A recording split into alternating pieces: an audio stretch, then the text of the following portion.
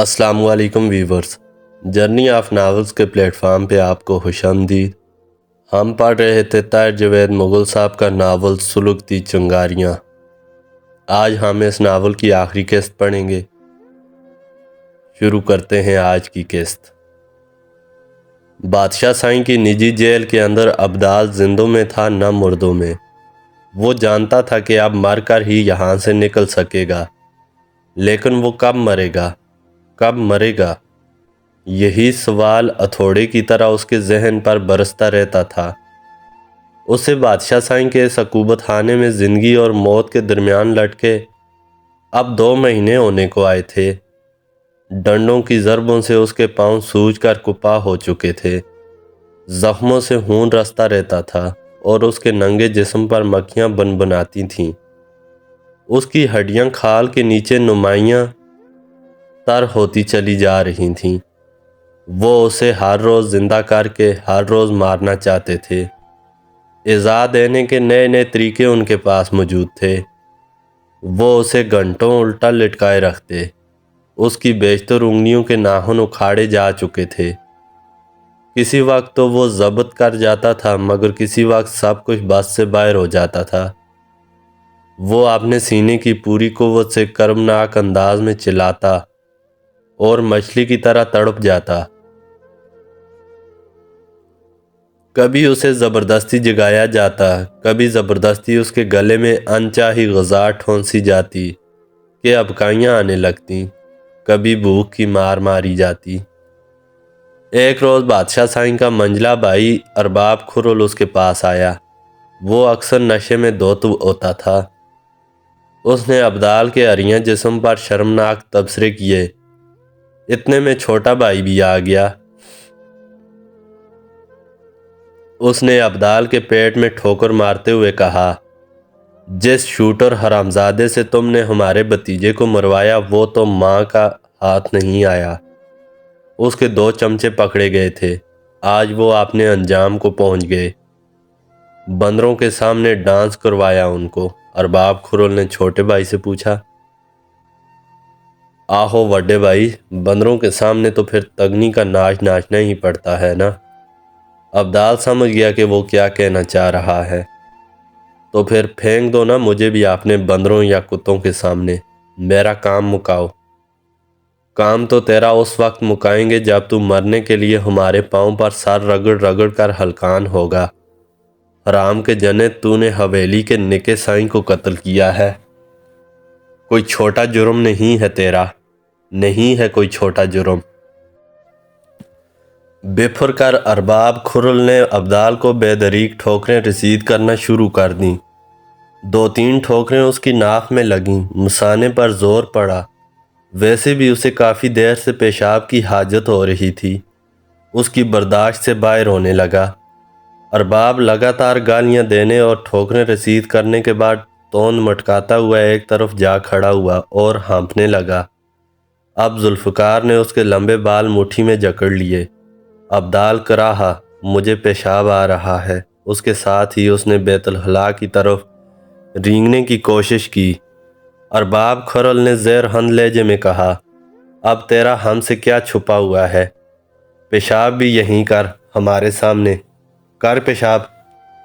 واقعی سب کچھ اس کے بس سے باہر ہو رہا تھا۔ اس نے کراہتے ہوئے کمرے کی کھردری دیوار سے ٹیک لگائی، آنکھیں بند کیں اور پیشاب کیا۔ ارباب کھرل نے دروازے پر کھڑے ہو کر پرلطف کہہ لگایا، واہ کیا شان ہے گوشت نوراں کے مالک سائیں کی، مار کھا رہا ہے اور موت رہا ہے۔ پھر ایک حبس زدہ رات میں جب اس کے برہنہ جسم پر مچھر بری طرح ڈنک آزما رہے تھے اور کوٹری کی چھت کے قریب واقع چھوٹے سے روزن سے بادل کی گرج چمک جھلک دکھاتی تھی، اچانک ایک ایسی آواز ابدال کے کانوں تک پہنچی جس نے اس کی رگوں میں خون منجمد کر دیا۔ وہ اپنی سماعت پر بھروسہ نہیں کر پایا، مگر جب یہی آواز دوسری اور پھر تیسری دفعہ ابھری تو اسے یہی لگا کہ یہ قیامت صغریٰ ہے۔ یہ اس کی بیوی نگینہ کی چلانے کی آواز تھی۔ اس کی پکار میں ایسا کرب تھا جس نے ابدال کی شکستہ ہستی کی بنیادیں تک ہلا ڈالیں۔ وہ اپنے سینے کی پوری قوت سے پکارا، نگینا، نگینا! یہ آواز نکارخانے میں طوطی کی آواز تھی۔ وہ بے طرح تڑپ تڑپ گیا۔ پتہ نہیں اس نے کیا کیا ہذیان بولا۔ کرب کے عالم میں اپنے سر کے بال نوچے، دیواروں پر مکے برسائے، چھوٹے سے روشندان تک پہنچنے کی ناکام کوششیں کیں، پھر نیم بے ہوش سا ہو کر دوبارہ کمرے کے نیم پختہ فرش پر گر گیا۔ اس نیم بے ہوشی کی کیفیت میں وہ گاہے بگاہے خود کو یقین دلانے کی کوشش کرتا رہا کہ یہ نگینا کی آواز نہیں تھی۔ صدام جامشوری جیسے جانثار دوست کے ہوتے ہوئے نگینا یہاں بادشاہ سائیں اور اس کے بھائیوں کے شکنجے میں کیسے آ سکتی تھی؟ چلا چلا کر ابدال کا گلا بیٹھ چکا تھا، اب تو آواز بھی نہیں نکلتی تھی۔ وہ اسی نیم بے ہوشی اور بے دماغی کی کیفیت میں بغیر کچھ کھائے پیے 24 گھنٹے پڑا رہا۔ یہ اگلی رات کا واقعہ ہے۔ بارش کا شور تھا۔ اس کی کوٹری نما کمرے سے باہر سرخ آنکھوں والا تنومند پہرے دار بڑی ترنگ میں تھا۔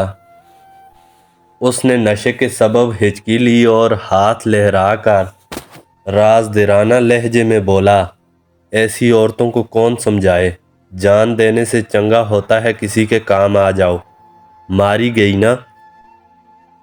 کچھ دنوں کے لیے بادشاہ سائیں کا بستر گرم کر دیتی تو کیا ہو جاتا؟ ابدال کو یوں لگتا تھا کہ اس کا پورا جسم مفلوج ہو چکا ہے۔ وہ صرف سن رہا تھا، حرکت نہیں کر سکتا تھا۔ شرابی پہرے دار پھر بولا، خود مری ساتھ بچی کو بھی لے ڈوبی۔ ہائے، چونسے آم جیسی میٹھی تھی، ضائع ہو گئی، کسی کام نہ آئی۔ اس نے سینے پر ہاتھ مارا۔ وہ پگھلا ہوا سیسا تھا یا قاتل زہر تھا جو پہرے دار ابدال کے کانوں میں انڈیل رہا تھا۔ اس پر انکشاف ہوا کہ نگینا کو کائنات سمیت یہاں برج حویلی میں لایا گیا تھا۔ کل اس نے عزت بچانے کی کوشش کی اور کائنات سمیت بھاگ نکلی۔ بادشاہ سائیں کے کارندوں، بندروں اور کتوں نے اس کا پیچھا کیا۔ وہ نہر کے سیلابی پانی میں کود گئی۔ ابدال سکتہ زدہ سا سنتا رہا، برہنہ حالت میں کروٹ کے بل لیٹا رہا۔ مچھر زخموں پر منڈلاتے رہے۔ اس کی آنکھوں سے خاموش آنسو نکل کر چہرے پر رینگتے رہے۔ شب و روز ایک دوسرے کے تعاقب میں تھے۔ وقت کسی بھاری اسدے کی طرح رینگ رینگ کر آگے بڑھ رہا تھا۔ ابدال کے عقوبت خانے کی یہ ایک اور گرم رات تھی۔ لالٹین کی مدھم روشنی میں نیم پختہ فرش پر وہ چت لیٹا ہوا تھا۔ کئی زخموں میں پیپ پڑ چکی تھی۔ جسم سن سا ہوتا جا رہا تھا مگر ذہن سن نہیں ہوا تھا۔ وہ یہاں سے نکلنے کے بارے میں مسلسل سوچتا رہتا تھا۔ بظاہر کوئی سبیل نظر نہیں آتی تھی مگر امید کی ڈور ٹوٹتی بھی نہیں تھی۔ اسے اپنے نتنوں میں خوشبو کا مدھم جھونکا محسوس ہوا۔ پھر کسی نے بڑی آہستگی سے اس پر کپڑا ڈال کر گھٹنوں سے پیٹ تک اس کا سطر ڈانپ دیا۔ وہ اپنی زخمی گردن اور کمر کے سبب بمشکل رخ پھیر کر آنے والے کو دیکھ سکا۔ اسے لگا کہ وہ جاگتے میں خواب دیکھ رہا ہے۔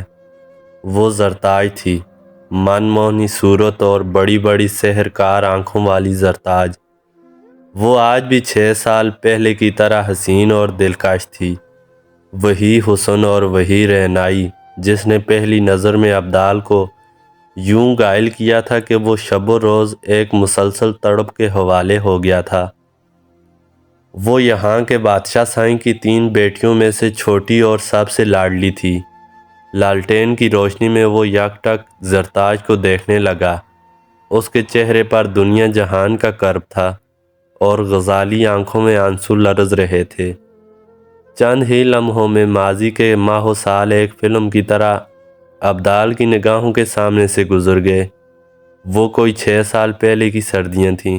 دسمبر جنوری میں شکار پر نکلنا ابدال کو ہمیشہ سے پسند تھا۔ تلور، ماہی، ہور، راج ہنس وغیرہ اس موسم میں وافر نظر آتے تھے۔ وہ ایک اصیل گھوڑی پر سوار تھا۔ شکار کی تیز رفتار سرگرمی میں وہ شاہ ڈیرو کی حدود میں چلا گیا۔ ایک جگہ گھوڑی کا پاؤں کسی گڑھے میں گیا اور وہ ابدال سمیت گر گئی۔ ابدال کے پاؤں اور گھٹنے پر سخت چوٹ آئی۔ قریبی بستی کے ایک مقامی زمیندار اسے اپنے گھر لے گیا۔ یہ ایک درمیانی حیثیت کا خوش اخلاق زمیندار تھا۔ اس نے ابدال کی مرہم پٹی کی۔ رات ابدال کو وہیں گزارنا پڑی۔ زمیندار کی 2 بیٹیاں تھیں، ایک تیسری لڑکی وہاں مہمان آئی ہوئی تھی۔ سادہ سے لباس والی اس سیدھی سادی نوجوان لڑکی کو ابدال نے دیکھا اور دیکھتا رہ گیا۔ ہاں، یہی تھا پہلی نظر کا پیار۔ چوٹ کے بہانے سے ابدال نے اگلی رات بھی اس درمیانے درجے کے نیم پختہ گھر میں گزار دی۔ لڑکی سے چند باتیں بھی ہوئیں۔ اس خوشنما لڑکی نے اپنا نام سکینہ بتایا اور یہ بھی بتایا کہ وہ ساتھ والے گاؤں کی رہنے والی ہے۔ اس کا باپ مٹی کے نقش و نگار والے برتن اور سرائیاں، گملے وغیرہ بنانے کا کام کرتا ہے۔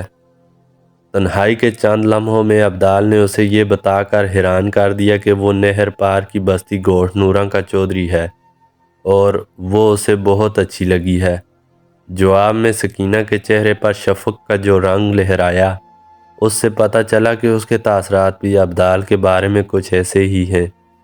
اگلے 1 ہفتے میں ابدال مقامی زمیندار عبداللہ سے ملنے کے بہانے 2 بار شاہ ڈیرو کی اس بستی میں گیا۔ سکینہ سے واضح انداز میں باتیں بھی ہوئیں۔ صاف پتہ چلتا تھا کہ وہ بھی ابدال کو چاہنے لگی ہے، لیکن اس چاہت کے ساتھ ساتھ ایک انجانا سا خوف بھی اس کے چہرے پر جھلکتا رہتا تھا۔ ایک موقع پر جب زمیندار عبداللہ اور اس کی بیوی کسی فوتگی پر سانگڑ گئے ہوئے تھے، ابدال عبداللہ کے گھر پہنچا اور سکینہ سے تفصیلی بات کی۔ اس نے کہا، سکینہ، میرا دل کہتا ہے کہ تم اور تمہاری دونوں سہیلیاں مجھ سے کچھ چھپا رہی ہیں۔ تمہارا اندازہ درست ہے ابدال، وہ گمبھیر آواز میں بولی۔ مجھے بہت افسوس ہے میں نے تمہیں دھوکے میں رکھا۔ میرا نام سکینہ نہیں زرتاج ہے اور میں کسی برتن بنانے والی کی بیٹی بھی نہیں ہوں۔ ابدال ہکا بکا اس کی طرف دیکھ رہا تھا۔ میں شاہ ڈیرو کے سردار بادشاہ سائیں کی بیٹی ہوں اور تمہیں پتہ ہی ہوگا برج حویلی کی کسی عورت پر نظر ڈالنا کتنا خطرناک ہو سکتا ہے۔ یہ تم کیا کہہ رہی ہو؟ میری سمجھ میں کچھ نہیں آ رہا۔ برج حویلی کہاں ہے اور تم کہاں ہو؟ جواب میں زرتاج نے جو کچھ بتایا وہ بہت افسانوی رنگ کا تھا۔ وہ بادشاہ سائیں کی سب سے چھوٹی اور سب سے لاڈلی بیٹی تھی۔ کسی وقت وہ اپنے سخت گیر باپ سے اپنی چھوٹی موٹی بات منوا بھی لیتی تھی۔ برج حویلی کی گھٹن زدہ پابندیوں سے نکل کر زرتاج کسی وقت یہاں اپنے بچپن کی ان 2 سہیلیوں کے پاس آ جاتی تھی۔ تاہم آتی اس طرح تھی کہ کسی کو شبہ ہی نہ ہو کہ وہ بادشاہ سائیں اور برج حویلی سے تعلق رکھتی ہے۔ وہ 2-4 ہفتے یہاں رہتی تھی، عام لڑکی کی طرح کھیتوں کھلیانوں اور باغوں میں گھومتی تھی۔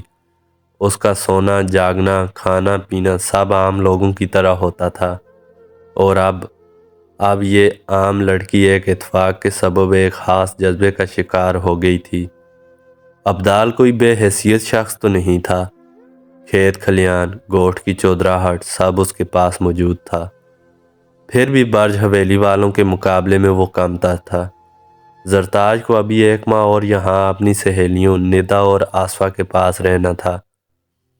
اس عرصے میں زرتاج اور ابدال میں چند ملاقاتیں اور ہوئیں۔ ان میں سے 2 ملاقاتیں رات کے وقت گھر سے باہر ایک قریبی باغ میں ہوئیں۔ دونوں کے دل ایک دوسرے کی چاہ میں تڑپنے لگے تھے، مگر محبت کی منزل تک جانے والا راستہ بہت دھندلا تھا۔ برج حویلی کے مکین ہونے کے باوجود زرتاج ایک بااخلاق اور نہایت ہی ہمدرد و ملنسار لڑکی تھی۔ اس نے ضد کر کے انٹر تک تعلیم بھی حاصل کی تھی۔ ان ملاقاتوں میں دونوں نے ایک دوسرے کے بارے میں بہت کچھ جانا۔ پھر ایک ملاقات تب ہوئی جب زرتاج برج حویلی واپس جا چکی تھی۔ اس ملاقات کے لیے ابدال کو جان پر کھیل کر برج حویلی کی حدود کے کافی قریب جانا پڑا تھا۔ یہ ملاقات آموں کے ایک گھنے باغ میں ہوئی تھی۔ وہ چادر میں لپٹی لپٹائی دہشت کی تصویر نظر آتی تھی۔ रो रो कर आंखें सूजी हुई थीं। उसने कहा, अब्दाल, हम आगे नहीं जा सकते, हमें अपने कदम यहीं रोकने पड़ेंगे। क्या हुआ ज़रताज? अब्दाल ने उसके कोमल रुखसारों पर चमकने वाले आंसू पूछते हुए पूछा था। जवाब में ज़रताज ने जो कुछ कहा वो अब्दाल का सीना शक किए दे रहा था। उसने अपनी बीमार वालदा हतीजा नूर का जिक्र किया। वो दिल की मरीज़ा थी और उनके मर्ज का सबब भी उनका शोहर बादशाह साईं ही था। वो एक जाबुर की तरह उन पर अपने हुक्म चलाता था। हालांकि वो अपने जहेज़ में जो ज़मीनें लेकर आई थीं वो बादशाह साईं की ज़ाती ज़मीनों से भी ज़्यादा थीं। फिर वो उनकी पहली बीवी भी थी, जिन्हें वडेरे और जागीरदार अमूमन इज़्ज़त देते हैं। उसके बावजूद वो उन्हें जूती की नोक पर रखता था। हतीजा बीबी को पता चल गया था कि उनकी बेटी ज़रताज किस राह पर चल निकली है। उन्होंने अपनी चादर सर से उतार कर बेटी के पाँव में डाल दी थी और हाथ जोड़कर कहा था कि वो अपने कदम रोक ले, वरना नतीजा उसकी सोचों से भी ज़्यादा होलनाक होगा।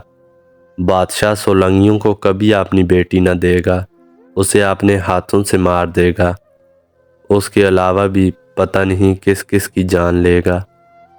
ज़रताज तज़ बज़ब में रही थी और इसी रात हदीजा बीबी को इतना शदीद हार्ट अटैक हुआ था कि बचने की कोई उम्मीद न रही थी। और अब ज़रताज उससे जुदाई की इजाज़त लेने आई थी। एक मुजरिम की तरह हाथ जोड़े सर झुकाए उसके सामने खड़ी थी। लंबी चादर के नीचे उसका पूरा जिस्म लरज़ रहा था। और फिर आपने दिल का खून अपने हाथों से करते हुए और आपने कलेजे को चीरते हुए अब्दाल ने दे दी थी इजाज़त। उसका मरमरी हाथ थाम कर उसे चूमा था, उसके बालों को आखिरी बोसा दिया था और रुख फेर कर आपने गोश्त की तरफ बढ़ गया था। करीबन 6-7 साल बीत गए और आज फिर वो इस अकूबतखाने में ज़रताज को अपने सामने देख रहा था। उसकी हालत देखकर ज़रताज की गजाली आंखों में आंसू डबडबा रहे थे। वो कराह कर बोली तो उसके लहजे में दुनिया जहां का कर्ब था, अब्दाल, ये लोग तुम्हें अजीतें दे दे कर मार डालेंगे। मैं तुम्हारे लिए कुछ और न कर सकी मगर तुम्हें तकलीफ़ दे मौत से बचाने की कोशिश तो कर सकती हूँ। आज शाम से सैलाबी पानी हवेली की दीवारों से टकरा रहा है। ज़्यादातर कारिंदे बचाव के कामों में मसरूफ़ हैं। मैं तुम्हें यहाँ से निकाल सकती हूँ। तुम पानी से गुजर कर पक्की सड़क तक पहुँच जाओ। बचा लो अपनी ज़िंदगी अब्दाल। ज़रताज ने इल्तिजा के अंदाज में हाथ जोड़ दिए। तुम किस ज़िंदगी की बात कर रही हो? मैं ज़िंदा नहीं हूँ, अपनी बीवी और बच्ची के साथ ही मर चुका हूँ और तुम भी चली जाओ यहाँ से। मैं ज़िंदगी बचाने के लिए तुम्हारा एहसान कभी नहीं लूँगा। जिस तरह दरवाज़ा खोला है उसी तरह बंद करो और चली जाओ यहाँ से। अब्दाल ने मुंह फेर लिया। वो तुम्हें 2-4 दिन में मार डालेंगे। ज़िंदगी मौत ऊपर वाले के हाथ में है। तुम जागीरदारों के हाथ में होती तो बहुत कम लोग ज़िंदा होते। मुझे बचना हुआ तो किसी न किसी तरह बच जाऊंगा। 1-2 मिनट तक अब्दाल और ज़रताज के दरमियान कशमकश रही। वो कुछ ऐसी ज़हनी कैफियत में था कि ज़रताज की बात मानने को हरगिज़ तैयार नहीं था, मगर फिर अचानक उसे ज़रताज के अक़ब में कुछ फासले पर एक ऐसी चीज़ नज़र आई जिसके बाद वो अपने इनकार पर कायम न रह सका। उसके मुर्दा जिस्म में अचानक ही गैज़ की बिजलियां सी लपक गईं। यकायक वो घुटनों पर जोर देकर उठा। वो कपड़ा जो ज़रताज ने उसके बरहना जिस्म पर डाला था उसने एक लुंगी की तरह अपने कमर से बांधा और ज़रताज को धकेलता हुआ बगोले की तरह बाहर निकल गया। शायद ज़रताज का ख्याल होगा कि वो बाहर की तरफ लपकेगा, मगर वो हवेली की अंदरूनी जानब लपका। अब्दाल, अब्दाल, वो पुकारती हुई उसके पीछे आई। तब तक वो अहाते से गुजर कर रिहायशी हिस्से में दाखिल हो चुका था।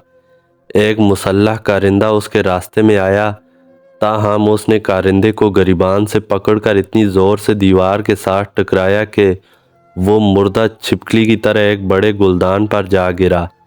ایک دوسرے کلہاڑی بردار نے اس پر حملہ کیا۔ ابدال نے نہ صرف اس کی کلہاڑی چھینی بلکہ اسی کلہاڑی سے اس کے سر پر ضرب لگا کر اسے فرش پر گرا دیا۔ سیلاب کے سبب برج حویلی کی برقی رو معطل تھی، فقط جنریٹرز تھوڑی بہت روشنی کر رہے تھے۔ اکہرے بدن کے ایک کارندے نے بدحواسی میں ابدال پر پستول کا فائر کیا جو ہتا گیا۔ جواب میں ابدال نے اس کے ہاتھ پر کلہاڑی چلائی۔ اس وار میں اتنی وحشت تھی کہ حملہ آور کا ہاتھ پستول سمیت کلائی سے کٹ گیا۔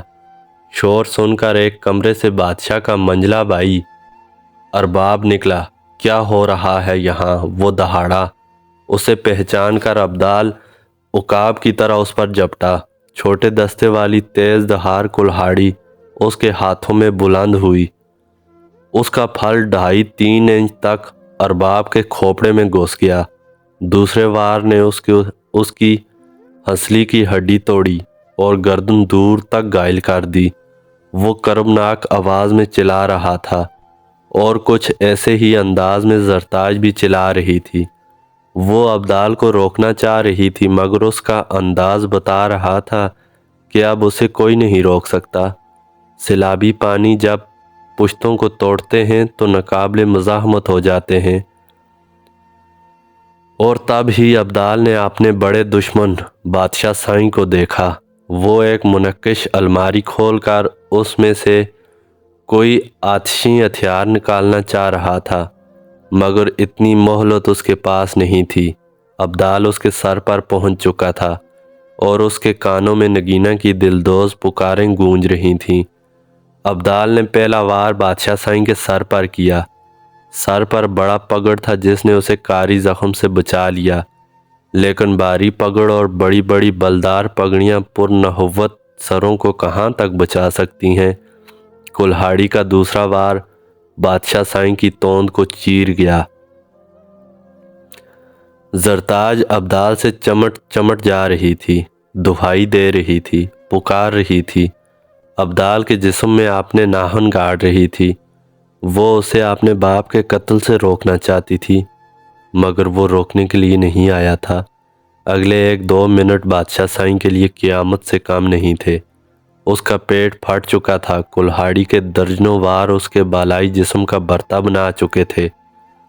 وہ آخری ہچکیاں لے رہا تھا۔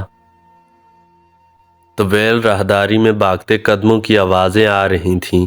اپنے باپ کا دردناک حشر دیکھ کر زرتاج اپنے ہوش میں نہیں رہ سکی تھی۔ ابدال نے جلدی سے منقش الماری میں سے بادشاہ سائیں کی AK-47 گن نکالی۔ بے ہوش زرتاج کو کندھے پر ڈالا اور حویلی کے عقبی دروازے سے نکل کر باغ میں آ گیا۔ قدرت بھی مدد کر رہی تھی، جنریٹرز ناکام ہوئے تھے۔ برج حویلی جزوی تاریکی میں ڈوب چکی تھی۔ سیلابی پانی باغ میں لہریں مار رہا تھا۔ ابدال کو انجن کا مدھم شور سنائی دیا۔ یہ ایک چھوٹی موٹر بوٹ تھی۔ موٹر بوٹ کے سوار شاید حویلی کے اندرونی حصے میں گڑبڑ کا جائزہ لینے گئے تھے۔ ابدال نے زرتاج کو بوٹ میں ڈالا، اپنی لنگوٹی نما لنگی کس کر باندھی اور لیور کھینچ کر بوٹ کو آگے بڑھا دیا۔ اس کے لمبے بال ہوا میں لہرانے لگے۔ ابدال اب زرتاج سمیت ایک ایسے گوٹھ میں موجود تھا جہاں اس کے ہونے کا شبہ تک نہیں کیا جا سکتا تھا۔ یہ اس کے برادر نسبتی حاجی سلطان چانڈیو کے ایک زمیندار دوست کی حویلی تھی۔ یہ گوٹھ چونکہ کچھ بلندی پر تھا لہٰذا یہاں سیلابی پانی نہیں پہنچا تھا۔ موٹر بوٹ ابدال نے گوٹھ سے کافی پہلے ہی چھوڑ دی تھی۔ باقی کا سفر اس نے ایک اونٹ گاڑی پر کیا تھا۔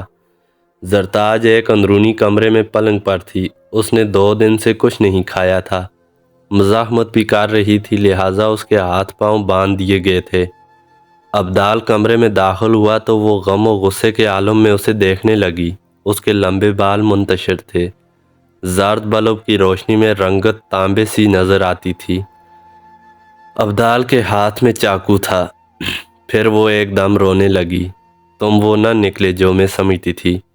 تم نے میرے اکلوتے بھائی کو مروایا، میری آنکھوں کے سامنے میرے باپ اور میرے چچا کی جان لی۔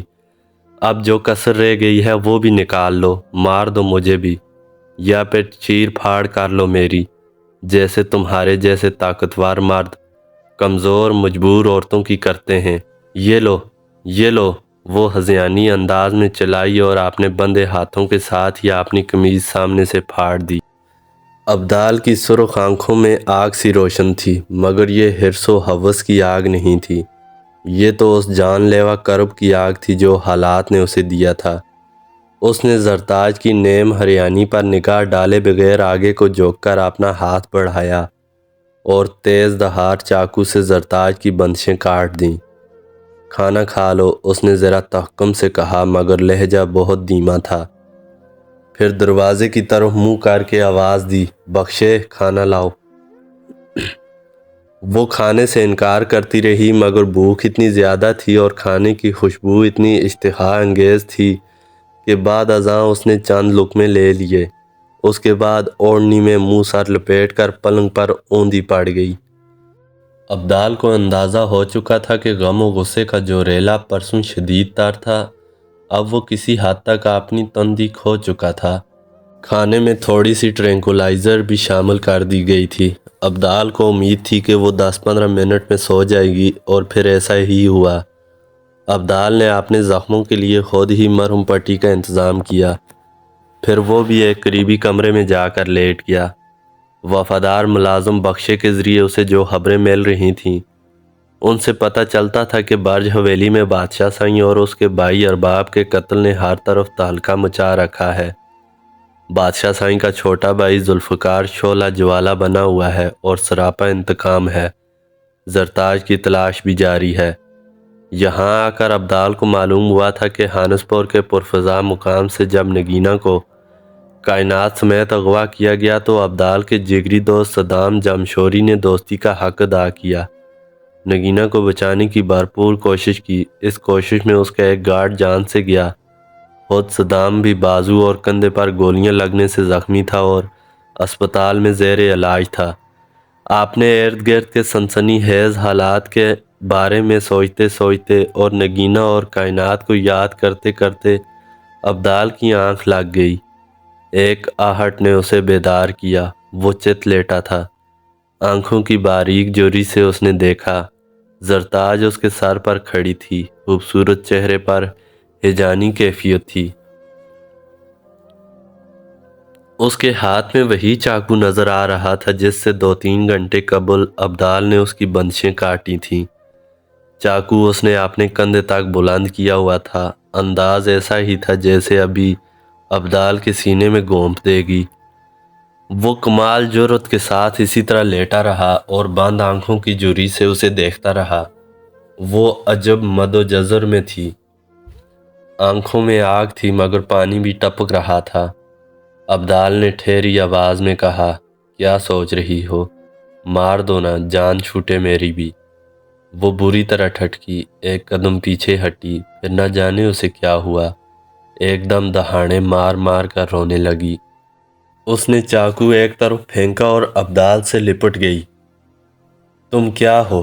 تم کیا ہو؟ میں کیوں تم سے نفرت نہیں کر پاتی؟ تم نے میرے بھائی، باپ اور چچا کو مارا، مجھے اٹھا کر یہاں لائے۔ میرے ساتھ بھی کچھ ایسا کرو کہ میں نفرت کرنے لگوں تم سے، بہت برا سلوک کرو۔ میں اور میرا خاندان حقدار بھی ہیں اس سزا کے۔ اس کی آواز میں دنیا جہان کا کرب سمٹ آیا تھا۔ وہ ٹھہرے ہوئے لہجے میں بولا، سزا تو قصوروار کو دی جاتی ہے، تمہارا کوئی قصور نہیں۔ اگر قصور ہے تو اتنا کہ تم شاہ ڈیرو والوں کے ہاں پیدا ہوئی ہو۔ وہ مسلسل روتی جا رہی تھی۔ پھر وہ پیچھے ہٹ کر پلنگ کی ایک سائیڈ پر سر جھکا کے بیٹھ گئی۔ وہ بولا، زرتاج، میں نے اسی لیے تمہیں منع کیا تھا کہ مجھے اپنے ہاتھوں سے آزاد نہ کرو، کیونکہ آزاد ہو کر مجھے وہ کرنا تھا جو تمہارے لیے کسی طور قابل قبول نہیں تھا۔ مجھے بے حد افسوس ہے کہ تمہیں وہ سب کچھ اپنی آنکھوں سے دیکھنا پڑا۔ وہ سر جھکائے بیٹھی رہی، اس کے نازک جسم کی طرح اس کے طلائی بندے بھی اس کے کانوں میں لرزتے رہے۔ وہ دوبارہ گویا ہوا، تمہارے ذہن میں یہ سوال ابھرتا ہوگا کہ اپنی آزادی کے لیے میں تمہارا احسان نہیں لینا چاہتا تھا، مگر پھر ایک دم میں نے یہ احسان کیوں لے لیا، کیوں اپنی قید سے نکل آیا؟ وہ اشکوار سوالیہ نظروں سے اسے دیکھنے لگی۔ مجھے تمہارے عقب میں تمہاری چھوٹی چچی زلیخا دکھائی دی تھی۔ وہ شاید تمہارا پیچھا کرتے ہوئے وہاں تک پہنچی تھی۔ جب اس نے تمہیں وہاں دیکھ لیا تو پھر میرے پاس اس کے سوا کوئی چارہ نہ رہا کہ میں اب تمہارا احسان لے لوں۔ بعد میں تمہیں بے ہوشی کی حالت میں وہاں سے اٹھا لانے کی وجہ بھی تمہاری سمجھ میں آ گئی ہوگی۔ برج حویلی میں تمہیں میری سہولت کار گردانا جا رہا ہوگا۔ اب تمہارے چھوٹے چچا ذوالفقار وہاں کے مختار ہوں گے۔ شاید ان کا گمان یہ بھی ہو کہ تم اپنی مرضی سے میرے ساتھ گئی ہو۔ زرتاج نے اپنا سارا اپنے اوپر اٹھے ہوئے گھٹنوں پر ٹکا دیا۔ وہ مسلسل سسک رہی تھی۔ یقیناً وہ بھی جانتی تھی کہ اس کا چھوٹا چچا ذوالفقار اس کے والد سے کم جابر نہیں ہے۔ ابدال نے تسلی امیز انداز میں کہا، لیکن زرتاج، برج حویلی سے جس طرح کی خبریں آ رہی ہیں ان میں ایک امید کا پہلو بھی ہے۔ ابھی کچھ واضح نہیں، لیکن میں کل تک تمہیں کچھ نہ کچھ بتا سکوں گا۔ اگلے روز شام کے وقت ابدال زرتاج کو ایک ایسی خبر سنا رہا تھا جس کو تھوڑی سی رعایت کے ساتھ خوشخبری بھی کہا جا سکتا تھا۔ پچھلے 3-4 دنوں کے اندر شاہ ڈیرو میں بہت اتھل پتھل ہوئی تھی۔ وہاں پر بڑی تیزی کے ساتھ بہت کچھ بدلا تھا۔ بادشاہ سائیں اور اس کے منجلے بھائی کا قصہ پاک ہوتے ہی شاہ ڈیرو میں بغاوت کی ایک لہر سی دوڑی تھی۔ اس لہر میں بادشاہ سائیں کا چھوٹا بھائی ذوالفقار بس ہاتھ پاؤں مار کر ہی رہ گیا تھا۔ زرتاج کے بڑے ماموں ابرار الحق نے برج حویلی کا سارا نظام سنبھال لیا تھا۔ یہ کھچڑی بڑے عرصے سے پک رہی تھی۔ ابرار الحق کی بہن یعنی زرتاج کی والدہ خدیجہ شاہ ڈیرو کی زیادہ تر زمینوں کی اصل مالک تھی، مگر بادشاہ سائیں اس سے کنیزوں جیسا سلوک کرتا تھا۔ اب وہ گیا تھا تو ابرار نے اس کے بھائی ذوالفقار کو جیل پہنچا دیا تھا، اور صرف وہی جیل نہیں گیا تھا، ان کا چہیتا لاڈلا ایس پی عالمگیر کھوڑو بھی معطل ہو کر سلاخوں کے پیچھے پہنچ گیا تھا۔ ابرار الحق کے پاس ٹھوس ثبوت تھے کہ بادشاہ سائیں اور اس کے بھائی عالمگیر کے ذریعے منشیات اور اسلحے کی اسمگلنگ کے دھندے میں ملوث تھے۔ زرتاج نے ابدال کی زبانی یہ سب کچھ بڑی حیرت سے سنا۔ ابدال نے اس کی طرف دیکھے بغیر کہا، میں نے تمہارے ماموں ابرار الحق سے رابطہ کیا ہے، انہیں سب کچھ تفصیل سے بتایا ہے۔ یہ بھی کہا ہے کہ زرتاج میرے پاس ہے، پوری عزت اور حفاظت کے ساتھ۔ میں صرف اس لیے اسے آپ نے ساتھ لایا تھا کہ وہ کہیں اپنے چچا کی صفاقی کا نشانہ نہ بن جائے۔ زرتاج کی آنکھوں سے پھر آنسو ٹپکنے لگے۔ کچھ دیر خاموش رہ کر بولی، میں فون پر ماموں سے بات کر سکتی ہوں؟ نہیں، ابھی نہیں زرتاج۔ میں نے انہیں فی الحال یہ نہیں بتایا کہ میں کہاں ہوں، لیکن پریشان ہونے کی بات نہیں، وہ تمہاری طرف سے پوری طرح مطمئن ہیں۔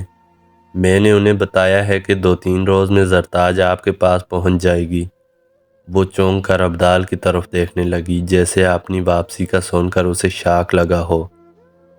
کئی جگہوں سے سیلابی پانی اتر چکا تھا، حالات معمول پر آ رہے تھے، اور پھر وہ دن بھی طلوع ہوا جب کمرے میں زرتاج اور ابدال آمنے سامنے کھڑے تھے۔ وہ اسے رخصت کر رہا تھا۔ زرتاج نے ابدال کا ایک زخمی ہاتھ جس کے ناخن کھینچ لیے گئے تھے بڑی نرمی سے اپنے دونوں ہاتھوں میں تھام رکھا تھا اور ڈبڈبائی نظروں سے اسے دیکھتی جا رہی تھی۔ پھر برائی ہوئی آواز میں بولی، میں تمہارے لیے بہت دکھی ہوں ابدال۔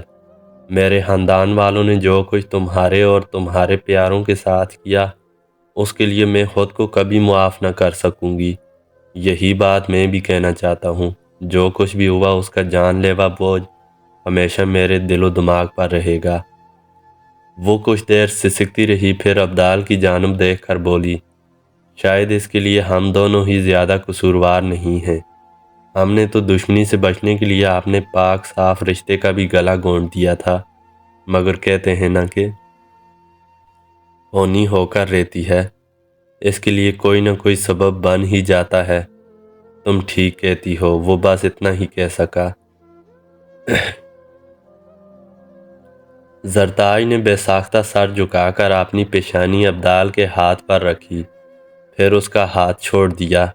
ایک الوداعی نظر اس نے ابدال پر ڈالی، یہ نظر جیسے خاموشی کی زبان میں کہہ رہی تھی، کتنا اچھا ہوتا کہ تم مجھے روک سکتے، کتنا اچھا ہوتا کہ میں روک سکتی۔ اب پتہ نہیں کبھی ایک دوسرے کو دیکھ پائیں گے یا نہیں۔ اس نے اپنے جسم کے گرد چادر درست کی اور تیزی سے گھوم کر باہر نکل گئی۔ وفادار ملازم بخشے کو اس کے ساتھ جانا تھا اور اسے شاہ ڈیرو کی حدود میں پہنچا کر واپس آنا تھا۔ وقت گزر رہا تھا۔ برج حویلی پر اب پوری طرح زرتاج کے ماموں ابرار الحق کا تسلط تھا۔ بادشاہ سائیں کی موت کو علاقے کے اکثر لوگوں نے ظلم و ستم سے چھٹکارے کے طور پر لیا تھا۔ ابدال اپنے گوٹھ نورہ میں واپس آ چکا تھا۔ اس پر 3-4 سنگین قسم کے کیس بنے تھے۔ اہم کیس بادشاہ اور اس کے بھائی کے قتل کا ہی تھا۔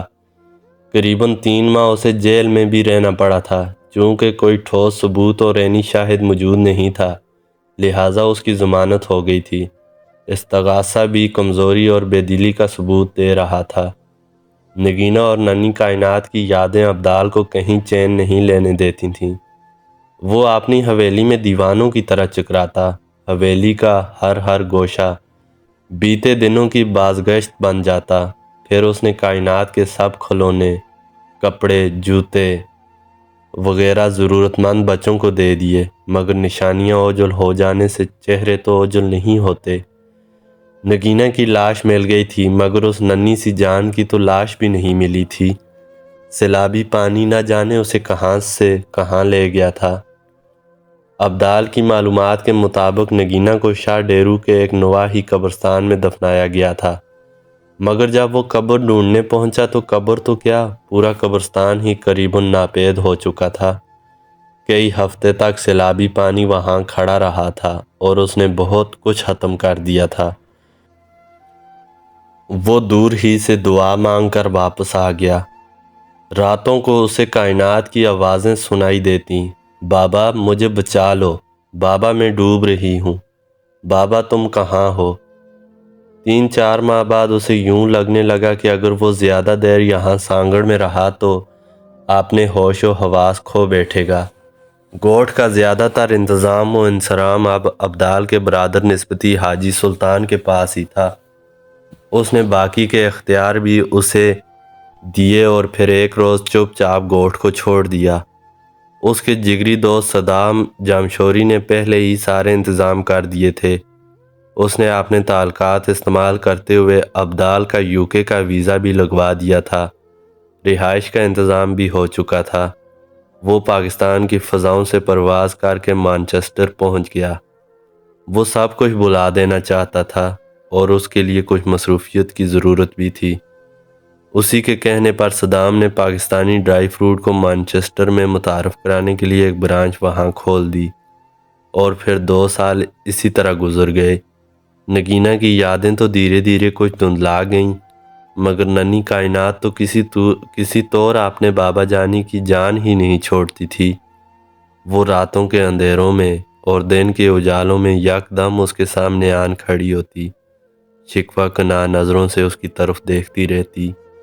بابا کہاں تھے آپ کہاں تھے؟ پھر کسی وقت اسے زرتاج کا خیال بھی آتا۔ پتہ نہیں وہ کہاں تھی، اس کی زندگی کیسی گزر رہی تھی۔ زرتاج کے بارے میں اسے کچھ خبر نہیں تھی اور وہ رکھنا بھی نہیں چاہتا تھا۔ کسی وقت وہ سوچتا، کچھ بھی ہے آخر تو وہ بادشاہ سائیں کی بیٹی ہی ہے نا۔